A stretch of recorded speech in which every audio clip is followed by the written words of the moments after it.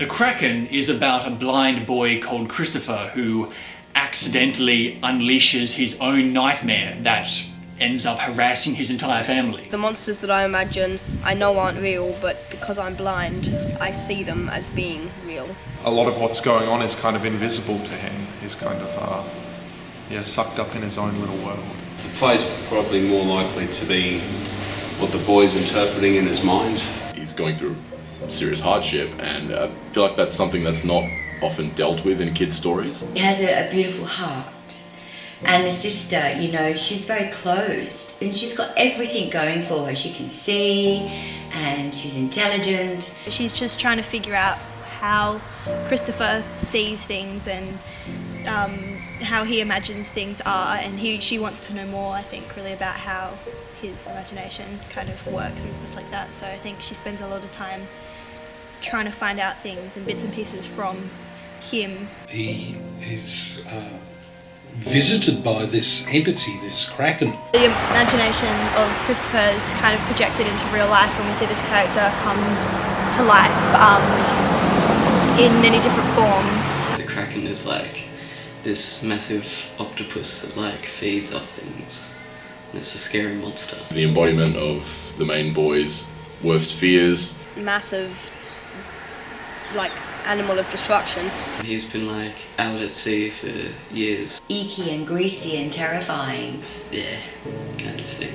The Kraken lurking underneath, which I think is going to give everything this real feeling of unease. I mean, that's scary for any kid, to find out that the monster is actually there. As much as I would love for this story to be about a giant octopus that crushes ships and smashes cities to the ground, it's just about this family and their son and how they interact with each other. It isn't really about the monster itself. The monster is just a reflection of how Christopher thinks. It's a physical manifestation of all of Christopher's fears. I mean, that's what the show's about. The Kraken, the title of the Kraken is essentially a word that means the fears that we make for ourselves. You don't see any of the Kraken people turning into the Kraken. You really get the idea as it goes along that they are the Kraken because it just gets more evil. It's the same character, it's just played by 3 different people. So I give them basically the same direction and blocking, and it pretty much comes down to you are a fish turning into a person and you hate it. Your gills are turning into lungs, you're wet and dripping, your skin's changing, you're growing fingers, and you really don't like it. It hurts you. I like that he's uncomfortable, he doesn't quite know how to be a human yet, and he's sort of writhing and wriggling around, gets to the door, and as soon as he sees Mum, then it's like, well, straight away, you know, turn on and just, evening ma'am, you know, like straight away he's into it, into human mode. I really like that sort of interplay between him being a Kraken and him being a human. She has an interaction with this strange fisherman, and it becomes apparent to her that there's something not quite right about him, and she becomes rather uncomfortable about that kind of the way he speaks and his constant coughing and his references to the ocean. He's scary and he's old, but at the same time he's got this sort of charm about him where he is sort of confident, bordering on cocky, sort of he's in control, he knows what's going on, until things obviously spiral a bit out of his control, and that's when he starts to panic a little bit. So then we move along to the railway station. He sees this old lady just about to go on the tracks, unaware that she's like some big monster in disguise. Essentially, she feels like she wants to take him by the shoulders and throttle him and shake him and say, "Wake up!" It seems like there's something that's not quite right. Her dark stillness of her wise words, she's trying to resonate through to him, to help him see the truth. You got the fisherman, and you got the old lady at the train station, and then everyone's thinking these people aren't exactly right. The book finishes, but the play keeps on going. A new character shows up. My favourite part is when I'm being insulted by the Kraken, who's a boy about my height, about my age, but he's this insulting, like, scary thing just coming down on me, and he's just kind of having a rant at me, like, about how I'm worthless and I'm this horrible, horrible person that no one likes, and he hates me, and I'm the scum of the earth, and I just kind of have to take it. Yeah, for the most part I'm very angry because he's not giving me what I want. the boy. It's kind of the dark me. It's a very powerful scene. I'm just terrified. It's quite enjoyable to just be this, cheeky, overly cocky sort of character, this old villain. This is an interesting character. He's got some quirks about him. I like it. He's an odd kind of character. My own Kraken is coming alive. The three different characters are like all completely different, but all embody the same thing.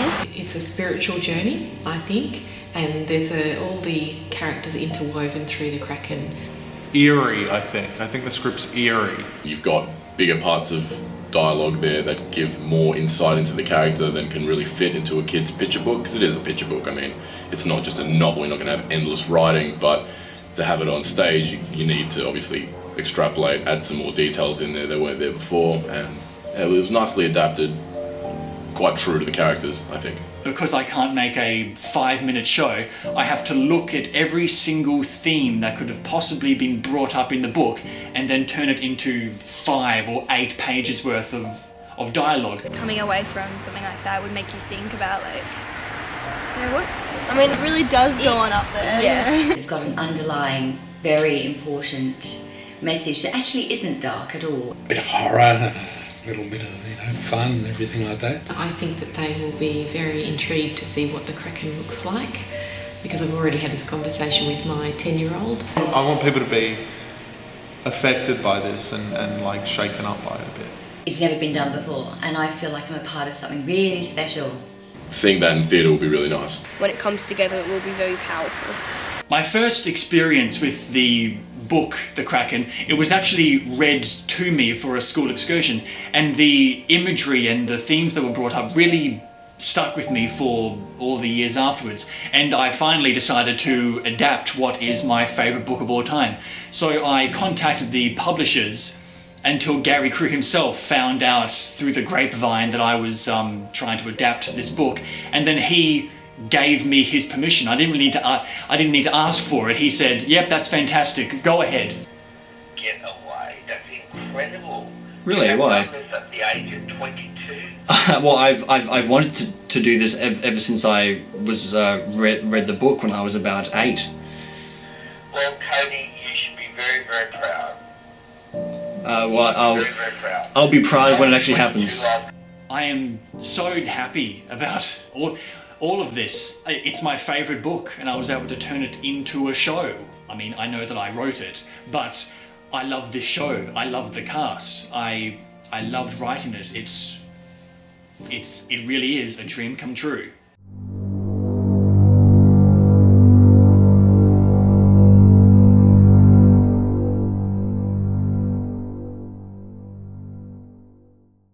Hi, I'm Gary Crew, the author of The Kraken. Some background on where the story came from.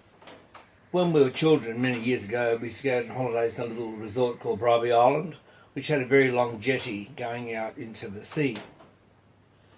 Apparently underneath that jetty there lived giant gropers, which is a form of cod, and there were rumours that kids who had been swimming there had been taken by these fish in one gulp, which meant that we were always terrified of going swimming anywhere near the jetty.